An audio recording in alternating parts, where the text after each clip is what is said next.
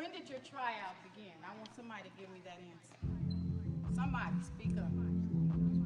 When you woke up this morning. When else? When you started training? Young men, your tryout started when you took your first breath. Welcome to another episode of a different basketball podcast. My name is Jordan Mount. Today we are joined by Angela Weathers. Angela, welcome to the show. Thanks for having me, Jordan. Good morning. How are you? I'm good.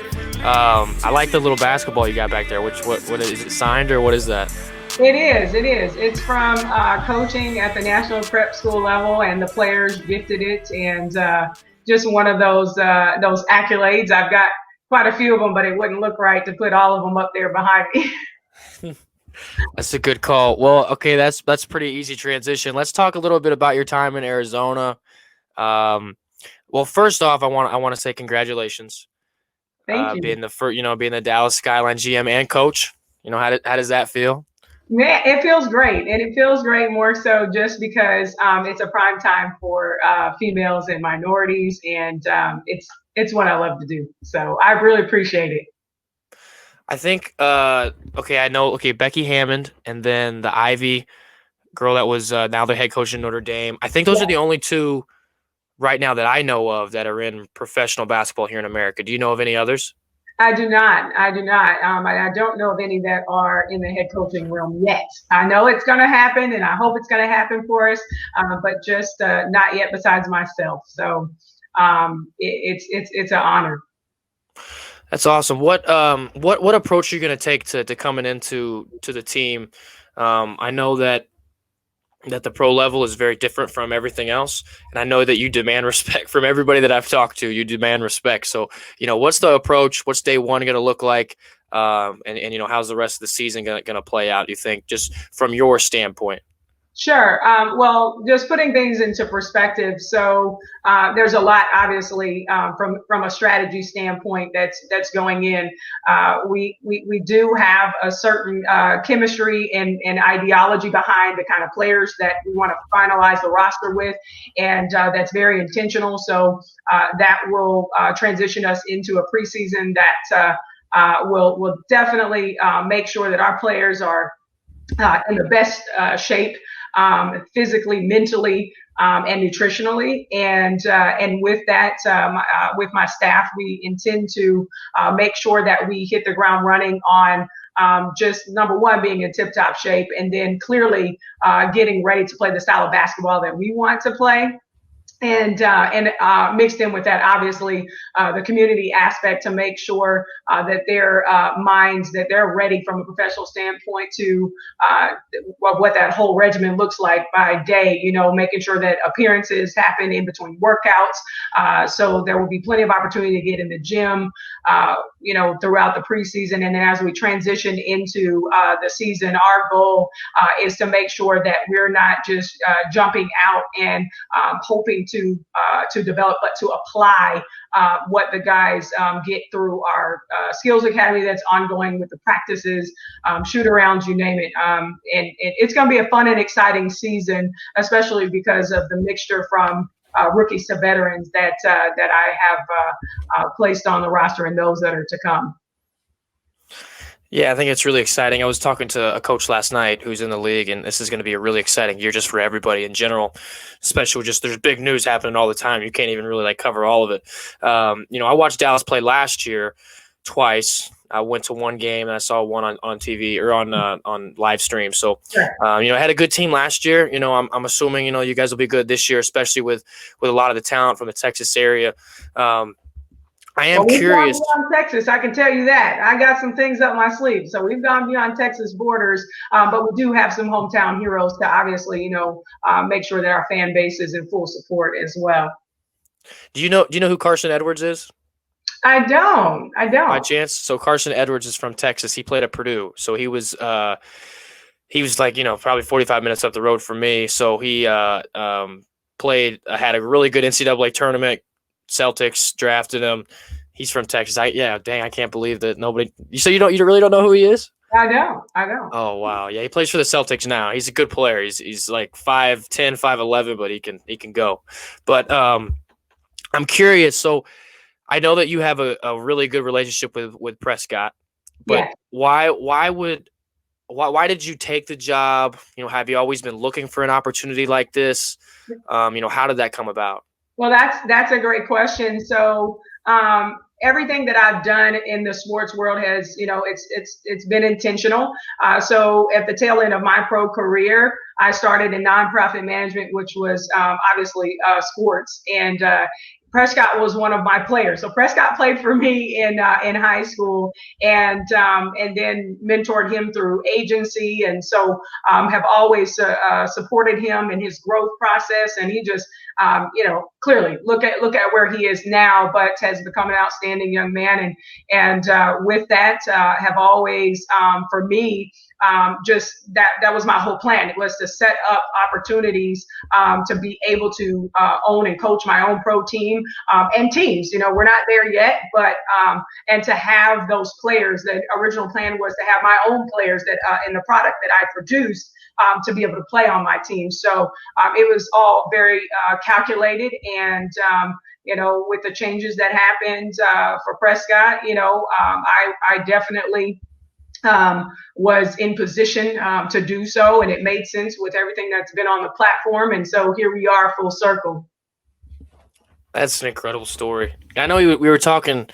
Me and Prescott were talking earlier, and I was like, "Did Angela ever yell at you in workouts and stuff like that?" And he didn't answer, so I'm assuming maybe a little bit. I probably did. And coaches, they change, and we grow and whatnot. But I've developed and adapted to different generations, and so guys are different now. You can't yell at every young player out there. Everybody has their own personality, and I know how to get how to get my players' attention. And I know how to get them to respond. Yeah, I think that's something that a lot of kind of I'm a younger coach, so I've kind of caught on a little bit just because I know the generation. But when I get a little further removed, it's going to be a little different. What do you think the adjustment is going to be in the next 2 to 3 years? This is kind of an off-topic question. Having to deal with players in that regard, because you can't yell at them anymore, right?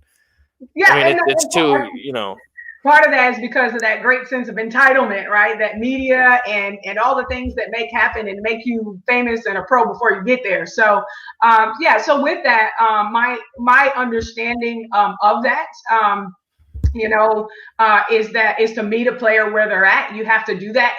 It's a very, show me generation. And so with that, I'm all about that. I still got a flame. I still got the flame, and I'm strapped. And so, but I say what I mean, and I mean what I say. And I also establish a level of trust. And so I think that's a huge component as well.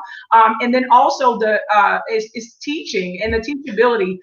And so walking players through that process, I think, is where you establish a great deal of buy-in. So, the fact that I've been coaching, these past few years with this generation and doing, as well pro workouts and things like that exclusively, I know that you get that buy-in when you do those things. Yeah, I think the trust level is huge. I'm actually trying to pick your brain right now. So, the trust is huge. Like I was coaching a top Midwest kid workout. So there's 250 top of the Midwest kids coming in, Division I offers all over the place, blah, blah, blah. And, unless a kid really trusts me, he's not going to listen to what I say. Like I was telling the guys, I'm like, listen, I can tell these guys whatever and be right, but they're not going to listen to me. These guys have Division I offers, and I'm some guy, that they have no idea who I am. Like, why would they want to, hear what I have to say? Yeah. But no, yeah, I think that's an interesting point. Now, segue, I do want to talk about your time in Arizona. Sure. Talk a little bit about the prep school that you guys started and how how that went. Yeah. So again, it was just taking what had been done already, for over a decade, and putting it into the formal education system where you get a little bit more gym time, a little bit more workout time with the with the athletes. And so with that, just implemented a lot of opportunities to be able to reach athletes in different countries, which is a pleasure, because now you have the international market that plays a huge role in the game.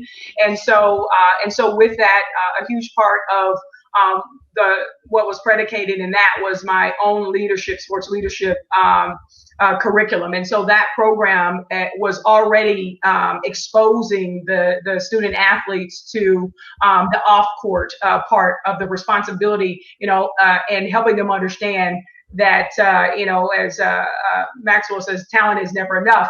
And with that, dismantling the entitlement and providing the exposure to my colleagues that are already, at the NBA levels, and helping them to understand and giving them a different voice, because that's another thing that allowed for a great, huge impact. And realistically, the way that was founded was from a skills academy standpoint. So again, going back to when you can develop your own product, you don't have to, players will come. And that's indeed what happened. Players came, and it was a fun, great experience. I got a chance to work with Adidas James Harden and just expand and make sure that players understood the educational process and forms of the professional aspect that it would take to get to where they desire to be. Now, did any of those guys move on and play anywhere after the prep school? Oh, absolutely, all of them. So just like the decade before, the guys that came from Prescott's age, all of them went to college, right? And then here we are, fast forward. In the past 5 years, so so we had Joe Mario, who plays for Maryland, and Booth Gotch, from Utah, put his name in for the draft, and he did withdraw it, but guys that are playing at all levels of the game. Karan Butler took a stab at playing overseas for a little bit. He's now here in Texas, and so I got my own pool of players, already. So, it was amazing.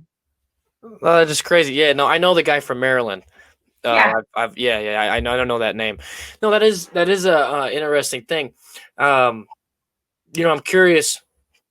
It's like when you're telling these players, because right now it's kind of like a basketball. There's so many really good players out there. What are you telling these guys to differentiate themselves? Like, hey, listen, you have to do this and this and this to differentiate. What are those 1 and 2 or 3 things that you're telling them? Like, hey, this is what you got to do if you really want to stand out. Yeah, so it goes to our Train Up a Champion, medallion. So that's identity. You got to have an identity. You have to be able to identify with who you are in the game and whoever walks in the gym. If a scout walks in the gym, what is it that you do well in your skill set? What sets you apart? And that's something that should be quite evident within the first few minutes of watching you play. And then there is what makes you relevant, what makes you so different in even your character, your body language, and your demeanor off the court as well. Nobody wants to come watch someone who is, a complete butt face off the court, right? Families and fans and people watch you. And so identity and relevance and transition, how do you adapt to change, right? Change is inevitable, just like the transitions in the game of basketball. And so what attributes of your physical body as well as your mental aspect allow you to adapt in situations is key. So those are probably my big 3. That was a well-crafted answer. That was impressive. I did want to say I gave you the rule you can't curse on the show. So butt face was good. Oh, no, I don't use profanity, man. That's right. You don't use profanity. That's incredible. Yeah, I think you get a player's attention. I'm assertive, I'm loud and authoritative, and I think, to each his own. To each his own. But I think that, and that's a cultural thing. Jordan, don't get me started on that. That's a cultural thing. I know it's a cultural thing, and it's also a stereotypical thing that you have to get your point across in that way. Because the minority in the game predominantly, that's something that we experience from family dynamics from the home life, and it filtrated into sports, but that's not true. If you really ask some players, at the end of the day, someone yelling and cursing at them all the time doesn't work for everybody. No, I agree. I mean, even personally, it never really worked for. I mean, I was MF'd a lot in college. Yeah. So I just didn't respond well. Yeah. Which, it's fine, but. Well, really, really, again, it's not. And for me, what my staff and the people that I intentionally put around me is to make sure that we build players up as people first. That's something even in professional or whatever professional industry you're in, that should take place. And because to me, that's how you get people to respond. That's how you get people to do what you need them to do. I think that's good. Man, that's really good. Yeah, I mean, the leadership styles, I think that actually, okay, I wrote a paper on Machiavelli and Tupac. Okay. So Machiavelli, I think I talked about this on one of the podcasts earlier. So Machiavelli was in prison and he wrote the book, The Prince. Mm-hmm. And then Tupac was in prison and he read the book, The Prince. And so when Yeah. it came out, and the whole basis of the book was to be real with the people. Now, Tupac did cuss, yeah. But, if you're real with people and you're kind of get them to buy into what you're doing and you're actually telling them not what they want to hear, but what's true, I think that's how you kind of get the Transparency is key. And not only that, we have a built-in sense of innate discernment, if you will. So I mean, we as people, we know to a certain degree. We all have, like I said, that foundational level of, when someone it really cares about you, and then you'll begin to see whether someone does it by the way that they treat you at the end of the day. And when someone is real and transparent, at our very core as human beings, we really want that. We really desire the truth. If I ask athletes all the time, who in here wants to play the NBA? Everybody raises their hand. Well, who in here wants to along the way, get injured or have 10 children from, 10 different women? No, you don't. Nobody plans for any of that. But the reality is that, and this is what I address my players with, even in our tryout, the reality is that you got to take care of business. I'm going to be transparent with you. I can look at your skill and I can see what you're doing on the court here, as well as my staff, and your talent in certain aspects will speak for itself. But if those other things don't line up as well, the chances are there is a correlation there. You got to make some decisions to get to where you want to be, or you're simply not going to be a pro at that level. No, I completely agree, and it's it's interesting because a lot of guys just don't catch on to that. Sure. And it's wild. It's wild to me because people talk about it all the time, and then they'll come in and they'll just do this opposite of what you say. You're like, you're not gonna make it. Like, I mean, you're not. How did you? There's too many good players out there. Too many good players, right? And then there are good people as well. As we were just saying. And so, again, a lot of my strategy is, hey, you know what? I'm not here to be your mom. If you view me that way, or I'm not here to be your big sister. But at the end of the day, I am here, and my staff is here to be an example to you. And so, in that, we're going to point those things out. We're going to make sure that if nobody else told you at this juncture, when you come across Coach Weathers, you're going to understand what that is. At least you're going to have heard it, right? And maybe it'll process later. But our goal is to get a quick return with the players that we have brought in. So that's a thorough process. So you make a good point there. No, I love that. What is a few more questions? Then and we'll get to my favorite part of the show. But so Damon Mallett pretty well. I do. And Damon is he's starting to run a scouting service for international players. Yeah. So TBL is all about getting guys in and getting guys out. Yeah. It's kind of, we compared it to the G League for going overseas. Absolutely. How do you plan to prepare those players? Obviously the same things we've been talking about, but do you want to see those players move on, go, overseas and all that good stuff? Listen, it doesn't make me look any more better. It's not going to put more money in my pocket to even myself to remain at this level, right? It's all about. I mean, this is an exposure league, and so. Again, it goes back to why even taking this position, because I do know guys like Damon. I went to high school with him. I think I'm, the better shooter. He might, want to go at it still. But we go back, right? And so I trust his judgment. Today I'll be speaking to J.R. Holden, and I'll be speaking to Greg Butler with Cleveland. And so I came into this particular position already with those established relationships. My agent overseas represented men and women with global sports management. So, this is, and it's about a perspective placement. So we know, what it is to place players where they need to be. My workouts, my individual workouts, my Coach A's lab sessions right now, I'll have NBA scouts in there already. This is something that our goal is to get players in and out as quickly as possible. So that's why also my developmental roster, so that I can continue with this pipeline of players to get them to where they need to be. That's the name of the game. That's the goal. Get signed and continue to to go to the levels that you desire. The Greg Buckner, that was a huge flex. That was a big flex. I see you. You better believe it. I'm coming with it. Listen, he's with Cleveland now.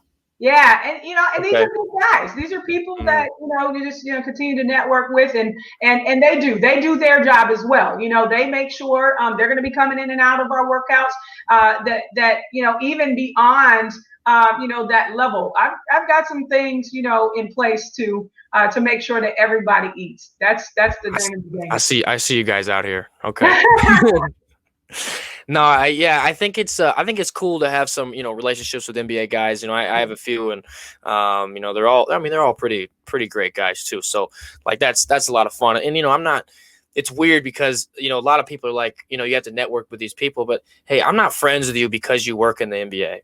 No, I'm friends with you because I like you. You know what I mean? And people don't understand that. Because some people, like some people that work in the league, you may not have that synergy. Even from a professional standpoint, they may not be, a good fit for the players that you have. So it's not just a one size fits all. Absolutely. So these are people that my son played for Greg's organization. My son read JR's books. We know each other, and so that's the beauty of it. And again, it's all about helping others. That's the model that I carry as a servant leadership model.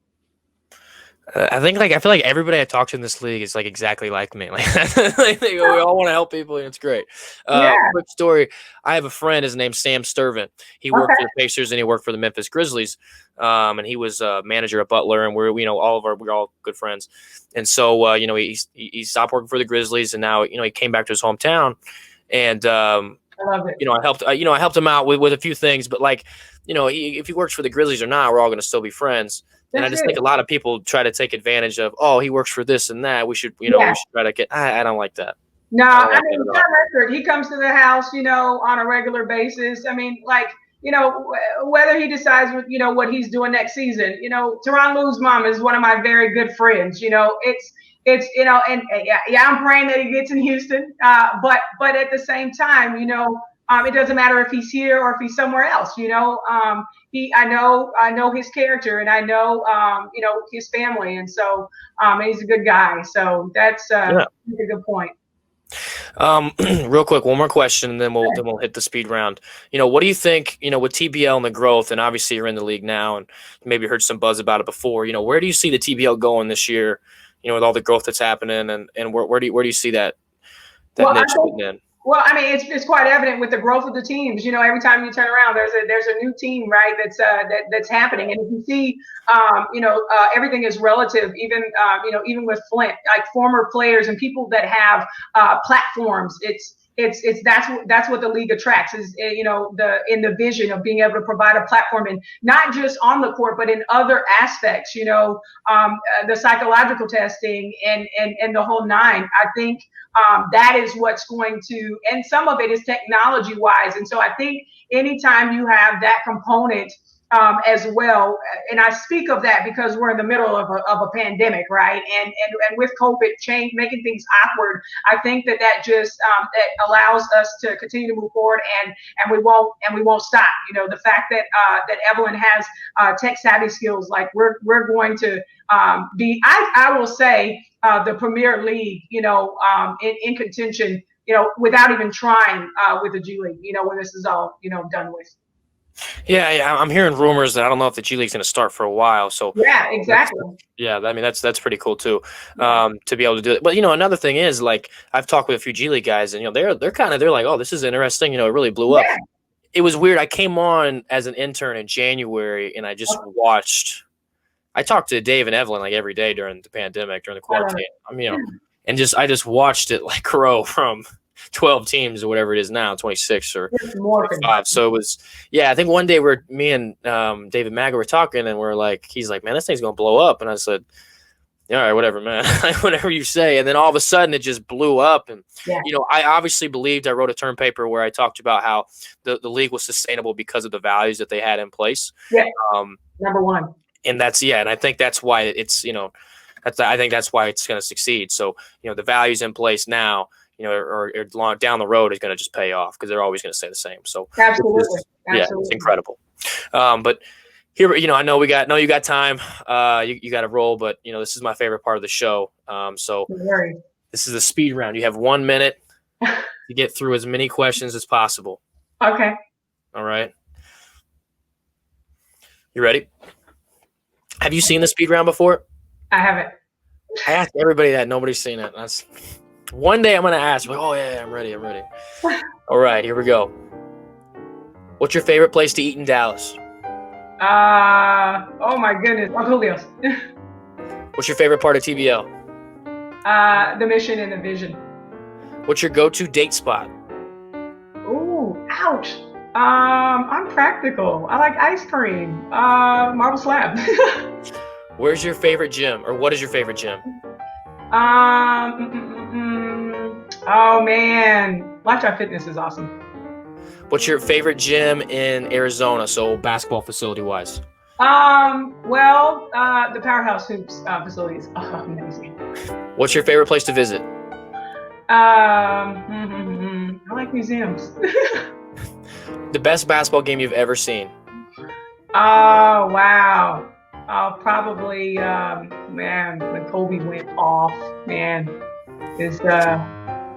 probably Kobe or the Pistons. Man, that's a bad question. Man, I love time. I don't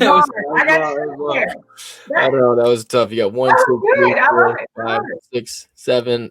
You got 7. This is pretty solid. 7's pretty solid. The record's 16. Consistency. I'm consistent. Yeah.